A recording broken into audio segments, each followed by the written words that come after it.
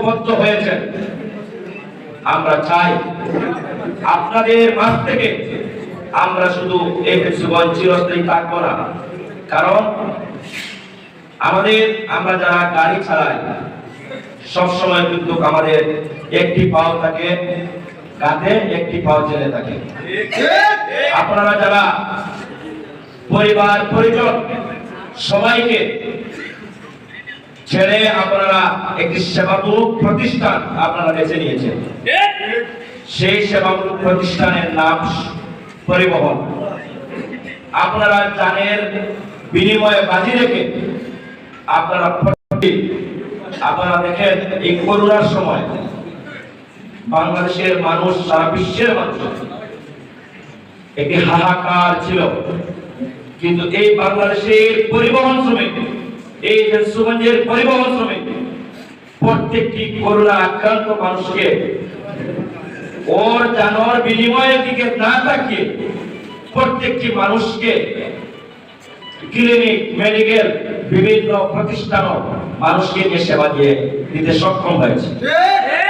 আমরা দেখেছি আমাদের ফেঞ্চুগঞ্জ উপজেলার কোন শ্রমিক করোনায় আক্রান্ত হয় নাই, কারণ আমরা এমন একটি প্রতিষ্ঠান আমরা বেছে নিয়েছি।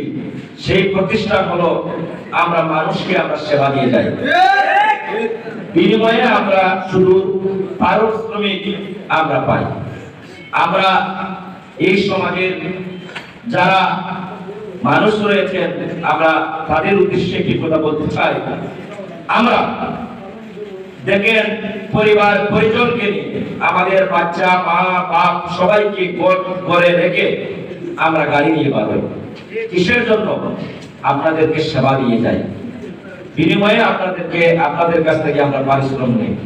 কিন্তু আমরা যদি শান্ত শ্রমিক না হতো, আমরা প্রতিনিয়ত যদি আমাদের মাথা ঠান্ডা না থাকতো, যাত্রী থাকে প্রায় 50 থেকে 60 জন, যারা সিএনজি চালায় প্রতিনিয়ত 5 জন 7 জন যাত্রী থাকে, আমরা পরিবার আমরা নিয়ে পৌঁছে দিতে আমরা এই ফেঞ্চুগঞ্জ উপজেলার প্রত্যেকটি মানুষকে রাত্রিবেলা প্রশাসনকে নিয়ে সাথে এই শ্রমিকরা আমরা পাহারা দিই।